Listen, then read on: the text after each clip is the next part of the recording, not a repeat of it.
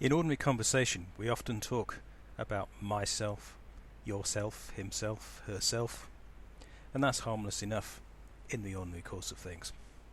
However, when we start assuming that there's a fixed self of some kind, or alternatively, that we deny such a self, that's when mistakes that we make in thinking start cropping up. And that's what this video is about. These kinds of mistakes can be linked to all kinds of delusions and cognitive biases that we are subject to.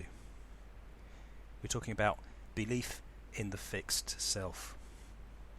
So what do we mean by the self? Well, let's look at what two major philosophers in the Western tradition have said about it, because they had rather contrasting views about what the self is. In Kant, the 18th century German philosopher's view, the self is a kind of framework for experience. We are the locus of the centre of a set of experiences. They're my experiences in a certain sense, aren't they? Because they fit together in a certain way that I regard as mine. But if you think just about that framework as a framework, there's nothing about it that's specifically mine. What makes that my experience as opposed to just a set of experiences that are associated with me as an individual? Just because I have a coherent experience that's associated with one particular body and one particular set of senses and so on, doesn't mean that I identify with it. I could conceivably be totally alienated from that experience. The other way of looking at this comes from David Hume, who was slightly earlier. And Hume was looking for the self as a sort of object that we look for inside. And Hume's approach here is similar to the Buddhist one. But Hume decided when we looked for ourselves inside, when we looked at all the processes that were actually occurring inside our experience, we can't actually find the self. Here's what he said about our inner experiences. They are nothing but a bundle or collection of different perceptions, which succeed each other with an inconceivable rapidity and are in perpetual flux and movement. The mind is a kind of theatre where several perceptions successively make their appearance, pass, repass, glide away and mingle in an infinite variety of postures and situations. There is properly no simplicity in it at one time, nor identity indifferent. Whatever natural propension we may have to imagine that simplicity and identity. So Hume put his finger here on the kind of assumption that we generally make about ourselves, that we are simple, that we do exist in some sense, that there's a real me, and that real me continues. Perhaps we assume that consciously or unconsciously. But when we try and track that in our experience, we don't find it. We don't find that simplicity. We find a complex set of thoughts and experiences and perceptions, feelings, and so on. So there's no simplicity, and there's also no identity, because at each moment those mental experiences keep changing. So whether you're talking about an idea of yourself that you find within, or whether you're talking about a kind of framework, neither of them give us a basis for believing that we finally exist in any kind of fixed way, even though we may continue to talk about ourselves as, for the moment, provisionally existing. Now, these kinds of perceptions made by these two philosophers, and by other philosophers and by the Buddhist tradition, are also reinforced by the introspection illusion, as it's been recognized by psychologists.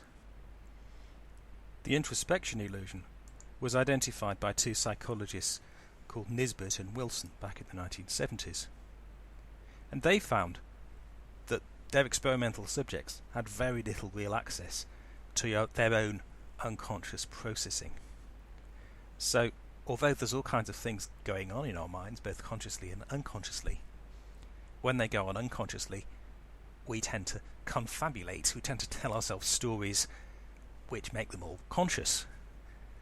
What's more, we tend to assume that when things are clear to us, therefore they must be correct. This is the assumption made by Descartes back in the 17th century, which was a basic problematic contribution to Western philosophy ever since.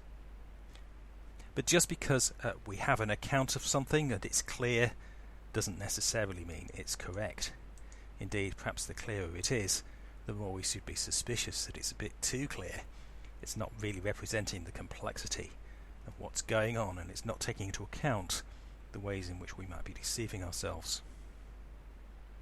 So, giving these kinds of difficulties, probably the best strategy in relation to the beliefs about the self, or at least the fixed self, is agnosticism. That is, the recognition that we don't really know. We don't really know that the self exists in a final way as a fixed object, but nor, on the other hand, can we conclude that it does not exist. And it's equally important not to run away from uncertainty about the self with the conclusion, based only on ignorance, that there definitely is no self. There may be a self, we just don't know. We have no evidence for it, nor could we ever access certainty about ourselves. This kind of perspective on the self needs to feed into our psychological responses to ourselves, the way in which we behave and the ways in which we make ethical decisions about ourselves. Morally and practically speaking, the self that we encounter is not a fixed thing, it's an ego. And an ego is a process of identifying and wishing. We want to be ourselves. We think of ourselves as existing because we want to exist. We give ourselves that identity. You could almost say, to re-paraphrase Descartes, I wish, therefore I exist. But that identifying and that wishing is not about ourselves in the normal sense of the word. It's not about one individual with their body, for example. I can often, of course, identify with my body. If somebody skewers my leg, I find it painful and I don't like it. But that's not necessarily the case. Sometimes some people are alienated from their bodies. Sometimes people want their legs chopped off, for example, because they feel they're not part of themselves any longer. So it's a complex process. It's not simply a matter of it being part of my body. My identifications with myself also tend to be short-term. I don't necessarily think in a long-term sustainable way about my health, for example, when I go for a short-term fix of a chocolate bar or some other unhealthy thing. Nor are my identifications limited to me as an individual. I identify with my family, with my friends, and particularly with children and parents and other relatives. And I also identify with wider groups, with my community, with my nation perhaps, with my religion or any other groups I may belong to. These are all kind of extensions to myself, just as, in a way, are my possessions or belongings. They're also what I identify with. So, in a way, I wish them to be me, and what is mine, what is myself, is not simply a matter of one body or one brain or its relationship with some easily identifiable physical thing. It's an extension of ways of acting in relation to the wider world.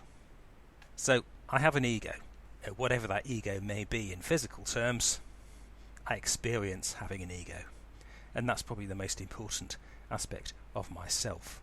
It's the wish to do things, the wish to have things, the wish for things to have things a certain way.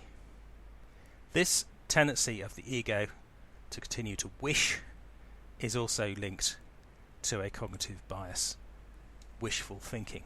Wishful thinking is the tendency simply to believe that things are the case just because we wish them to be the case. So think about a particular envelope perhaps that you're expecting, particularly something which might give good news. Maybe you believe that you've won a competition and you're waiting for the envelope which will include the check or the notification of the money that you've won. An envelope comes through the post, and of course you believe that the envelope is the envelope, the one that contains your winnings. But of course that may not prove to be the case. It may be just an advert or something completely unimportant.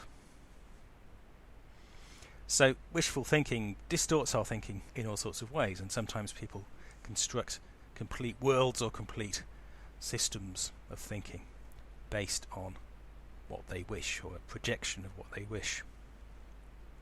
Another example of wishful thinking in action is the Forer effect. Now the Forer effect will be particularly seen in fortune telling, for example. So it's a tendency to take ambiguous information, ambiguous patterns, and take them to refer to oneself. So, you might look at a pattern in cards, or a pattern in tea leaves, or a pattern in what somebody says, and believe that what they're telling you refers to you as an individual. But of course, the reading comes from you. It comes from wishful thinking, from the identification of that outward object and particular patterns it happens to take with you and yourself and your concerns and your wishes in the future. Another implementation of this kind of wishful thinking is what's known, perhaps slightly misleadingly, as the self-serving bias. It might be better, I think, to call this the ego-serving bias. That is, the tendency we have to interpret ambiguous information in terms of what we wish or what we identify with. And one of the implications of that is that good outcomes tend to be attributed to our own efforts, and bad outcomes attributed to external factors. For example, if you get good marks in an exam, then you'll probably feel and say to people that you worked really hard and you've got your reward for working hard. If, on the other hand, you got a bad result in your exam, then you're more likely to think hard luck or bad luck, or the examiners were feeling harsh, or it was a difficult paper that day. Whatever the excuses you give yourself are. Of course, the excuses may be correct, they may not. Just as you attributing the good outcome to hard work may or may not be true. But it's the assumption that it must be true, which is the self-serving bias here. This kind of bias is closely related to all kinds of distortions of the way we think about responsibility, which will be the subject of another video in this series. This egoistic distortion also creates a lot of confusion, morally speaking, around the two words selfishness and selflessness. In popular use, selfishness is bad, and it's to do with doing things that favour yourself. Yourself being, presumably, a particular individual. And selflessness is good because it's about serving other people and not yourself. But this is an extremely crude and misleading way of thinking about ethics, particularly as it's not necessarily the case at all that we necessarily identify with ourselves as individuals, with our particular bodies. And you can see that once you try looking more closely at what selfishness or selflessness consists in. So if a mother favours her children, is that selfish because they're her children, or is it selfless because those children are not her? It's not clear at all. The terms selfishness and selflessness are better avoided. But in their place, we could talk instead about the tendency to overvalue what we identify with, which is similar to the ego-serving bias. On the other side, sometimes if we value selflessness, as we might call it, that can be associated with valuing repressive desires, that is, desires that go against what we identify with. Now, that can only mean a conflict within ourselves if we value repressive desires. So I can't possibly see how selflessness can be a good idea either. But in between, there is a way forward.